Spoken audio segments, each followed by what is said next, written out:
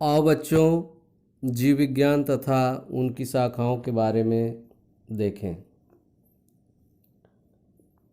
जीव विज्ञान शब्द का प्रयोग सर्वप्रथम लैमार्क तथा ट्रेविरेनस ने 1802 में किया था। विज्ञान की शाखा के अंतर्गत जीवधारियों का अध्ययन किया जाता है, अर्थात जीव विज्ञान विज्ञान की वह शाखा है जिसके अंतर्गत सजीवों का अध्ययन किया जाता है। जीव विज्ञान के जनक अरस्तु को माना जाता है।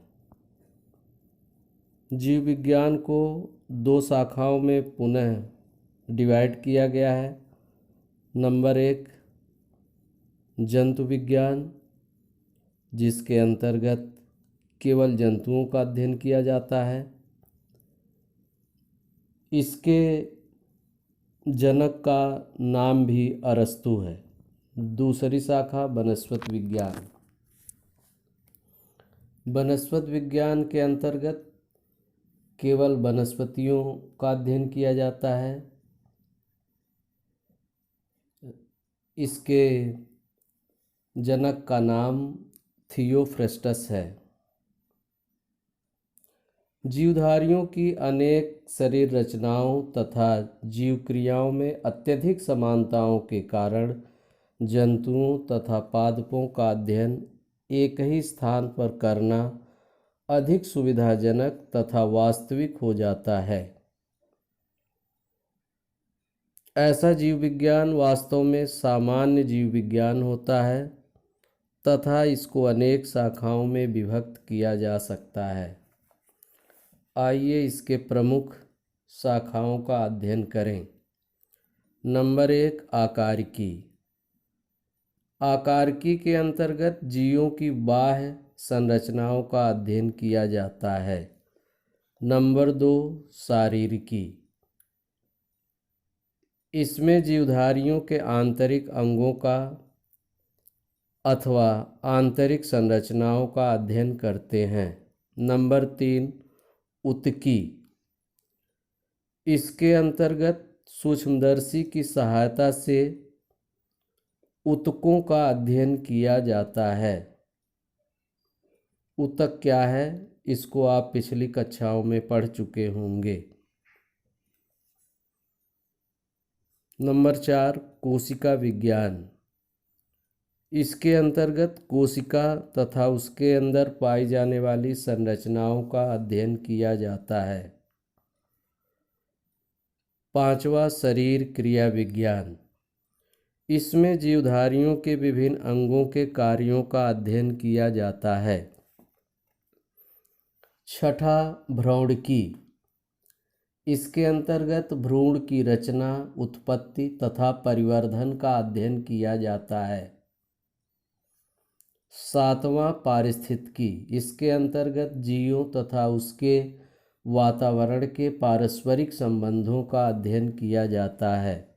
वर्गीकी। इसके अंतर्गत जीवों के नामकरण एवं वर्गीकरण का अध्ययन किया जाता है। 9वां आनुवंशिकी। यह जीव विज्ञान की प्रमुख शाखा है। इसके अंतर्गत जीवों के आनुवंशिक लक्षणों का अध्ययन किया जाता है। नंबर 10 जीवाश्म विज्ञान। इसके अंतर्गत उन जीवों का अध्ययन करते हैं जो अब नहीं पाए जाते, अर्थात लुप्त हो चुके हैं और उनके अब केवल जीवाश्म ही प्राप्त होते हैं। 11वां जैव विकास। इसमें जीवों के विकास, विकास के तथ्यों, विकास की क्रियाविधि तथा विकास के सिद्धांतों का अध्ययन किया जाता है। अगली शाखा मानव जीव विज्ञान। इसके अंतर्गत हम मनुष्य का अध्ययन एक जीवित प्राणी के रूप में करते हैं। मनुष्य का दूसरे जीवों से संबंध, मानव जीवन संबंधी अनेक रहस्यों का ज्ञान, जीवित होने का अर्थ, मृत्यु के पश्चात हमारे शरीर के अणुओं का भाग्य, हमारी कल्पना, याददाश्त, बुढ़ापा इत्यादि के बारे में अध्ययन किया जाता है। अगली शाखा है अंतरिक्ष जीव विज्ञान।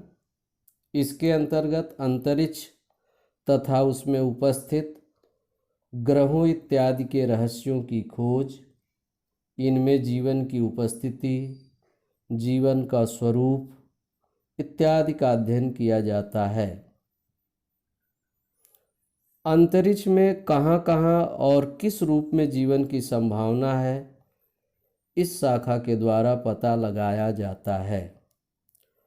अगली शाखा अणुजैविकी या अणुजीव विज्ञान। इसके अंतर्गत जीवधारियों के अंदर पाए जाने वाली जैविक अणुओं के भौतिक रासायनिक संगठन का अध्ययन किया जाता है, जैसे न्यूक्लिक अम्ल की संरचना, प्रोटीन का संगठन इत्यादि। अगली शाखा सूक्ष्म जैविकी। सूक्ष्म जैविकी जीव विज्ञान की एक लेटेस्ट एवं महत्वपूर्ण शाखा है। इसके अंतर्गत विषाणुओं, एक कोशिकीय कवकों, शैवालों, जीवाणुओं व प्रोटोजोआ की संरचना, उनके कार्यों, उनके उपयोगों के विषय में अध्ययन किया जाता है।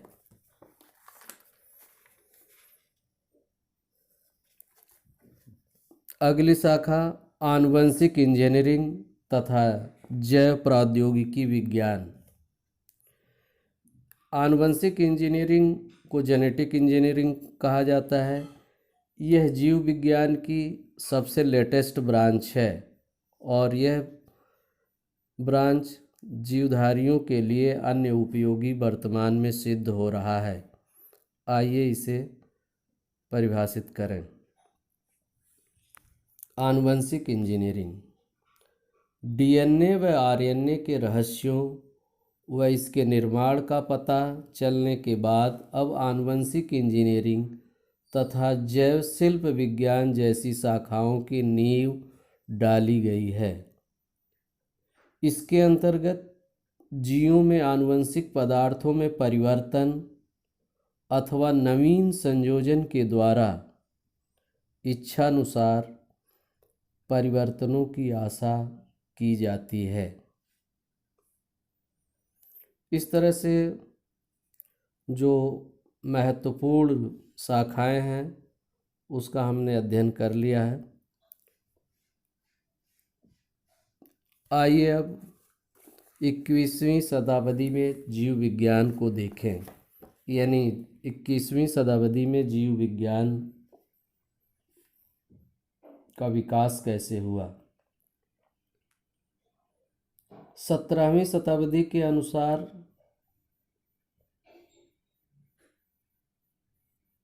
अर्थात 17वीं शताब्दी के बाद 18वीं तथा 19वीं शताब्दी में जो शोध कार्य हुए उनमें से प्रमुख आकारिकी तथा शारीरिकी में ही हुए, किंतु 20वीं शताब्दी में जीव वैज्ञानिकों ने जीवों के अन्य रहस्यों का पता लगाने के लिए रसायन विज्ञान व भौतिक विज्ञान का सहारा लेकर नई सीमावर्ती जीव विज्ञान की शाखाओं जैसे जैव रसायन तथा जैव भौतिकी को जन्म दिया। इन व्यवहारिक शाखाओं के माध्यम से अधिक लाभ मानव को हो रहा है।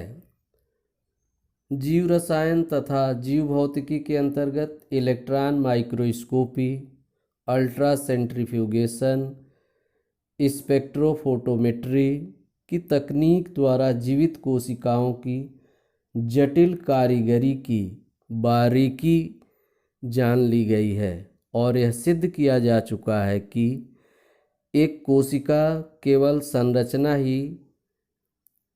संरचना की ही सबसे छोटी इकाई नहीं वरन कार्य की भी सबसे छोटी इकाई है। इलेक्ट्रॉन सूक्ष्मदर्शी द्वारा वह जानकारी हो गई है कि कोशिका के कार्यों का संचालन केंद्रक के अंदर उपस्थित गुणसूत्र, आनुवंशिक एकक अर्थात जीन तथा उसको बनाने वाले डीएनए के द्वारा होता है। इतना ही नहीं, इस उपकरण से यह भी सिद्ध हो गया है कि कोशिका के संचालन में डीएनए को जिस ऊर्जा की आवश्यकता होती है, यह ऊर्जा एटीपी के अणु के रूप में कोशिका के अंदर पाया जाता है। एटीपी के अणु आवश्यक ऊर्जा से भरपूर पैकेट होते हैं और आवश्यकता पड़ने पर कुछ ऊर्जा प्रदान कर स्वयं एडीपी में परिवर्तित हो जाते हैं। आज भी शोध कार्यों में सबसे अधिक महत्व डीएनए, आरएनए, एटीपी, एडीपी को दिया जाता है। इस शोध कार्य की प्रगति में डीएनए को कोशिका से अलग करने तथा कृत्रिम संश्लेषण में जैव वैज्ञानिकों अर्थात जीव वैज्ञानिकों को सफलता प्राप्त हो चुकी है। उपर्युक्त जानकारी के अतिरिक्त व्यवहारिक जीव विज्ञान की प्रगति भी इस शताब्दी में बहुत अधिक हुई, जिसमें विटामिन्स, हार्मोन, एंटीबायोटिक्स, जंतुओं में कृत्रिम रूप से उत्परिवर्तन पैदा करने के साधन, एक शरीर से दूसरे शरीर में हृदय, यकृत, वृक्क, अस्थियों इत्यादि के प्रत्यारोपण के बारे में जो ज्ञानवर्धन हुआ है, उससे जीव विज्ञान को एक नई दिशा मिली है। आइए जंतु विज्ञान की कुछ प्रमुख शाखाओं को देखते हैं। ये हम नीचे दे रहे हैं, जिससे आप वीडियो को पॉज करके देख सकते हैं। आइए अब जंतु विज्ञान की उपयोगिता को देखें। जंतु विज्ञान की कुछ प्रमुख उपयोगिताएं निम्न हैं। नंबर 1, खाद्य पदार्थ तथा जंतु विज्ञान। जंतु, मांस, मछली, अंडे इत्यादि हमें जंतुओं से प्राप्त होते हैं। प्राणी विज्ञान के अध्ययन से हमें ये उपयुक्त स्वरूप में प्राप्त होते हैं, अर्थात जंतुओं से दूध, मांस, मछली, अंडे प्राप्त होते हैं। जंतुओं के स्वास्थ्य का अध्ययन करने के लिए पशु चिकित्सा विज्ञान का विकास हुआ है। उनके पालन पोषण का अध्ययन करने के लिए पशुपालन विज्ञान का निर्माण किया गया है। नंबर 2, स्वास्थ्य तथा जंतु विज्ञान। अनेक जंतु परजीवी के रूप में लाखों मनुष्यों को रोगी बनाते हैं, जैसे मलेरिया परजीवी, एंटमीबा खूनी पेचिश करते हैं, ट्रिपैनोसोमा, फाइलेरिया, आंतकृमि इत्यादि। जंतु विज्ञान के अध्ययन से ही ऐसे हानिकारक जंतुओं के बारे में तरह तरह की जानकारी प्राप्त होती है। जंतु विज्ञान के अध्ययन से प्राणियों की शरीर संरचना का ज्ञान होता है, जिसका उपयोग शल्य चिकित्सा इत्यादि में किया जाता है।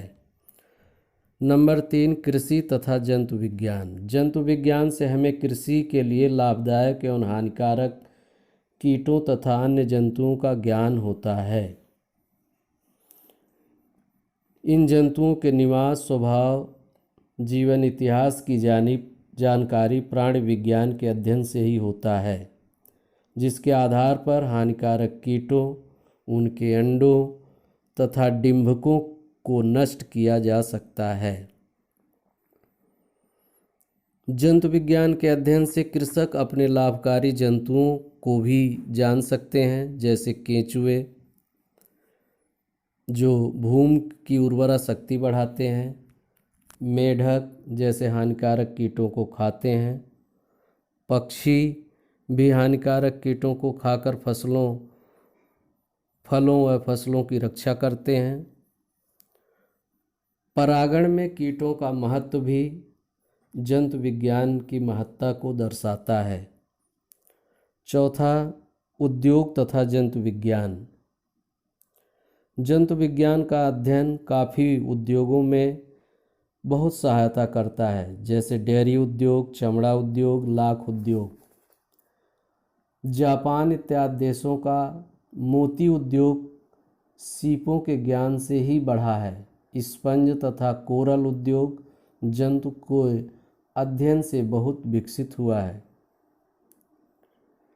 पांचवा, मानव समाज का विकास तथा जंतु विज्ञान। इसके कुछ प्रमुख तथ्य निम्न हैं। मनुष्य में हानिकारक आनुवंशिक गुणों के स्थान पर अच्छे गुणों को प्रोत्साहित करके मानव समाज भी उन्नत करने के लिए आज डॉक्टर हरगोविंद खुराना जैसे आधुनिक वैज्ञानिकों ने राष्ट्रीय स्तर पर मानव के आनुवंशिक लक्षणों को बदल देने तक की संभावनाओं की खोज की है। नंबर 2, अनेक जंतुओं को अपना श्रम सहायक बनाकर इन्हें खेत जोतने, सामान ढोने, सवारी, सुरक्षा इत्यादि के कार्यों में लगाया है और इन्हें पालतू बनाकर रखना सीखा है। नंबर 3, जंतु विज्ञान के अध्ययन से हमें ऐसे जंतुओं का ज्ञान हुआ है जिनसे हम रेशम, ऊन इत्यादि प्राप्त करते हैं। इसके अतिरिक्त अनेक ऐसे लाभदायक एवं महत्वपूर्ण जंतुओं को जिन्हें तीव्र प्राकृतिक विनाश का भय होता है, जंतु विज्ञान की सहायता से संरक्षित किया गया है। उपर्युक्त के अतिरिक्त अंतरिक्ष परीक्षण, परमाणुीय प्रदूषण, औद्योगिक प्रदूषण, जनसंख्या बढ़ोतरी इत्यादि आधुनिक विषयों में भी जंतु विज्ञान ही पर्याप्त उपयोगिता रखता है। इस तरह से ये आपका पहला चैप्टर पूर्ण हुआ। धन्यवाद।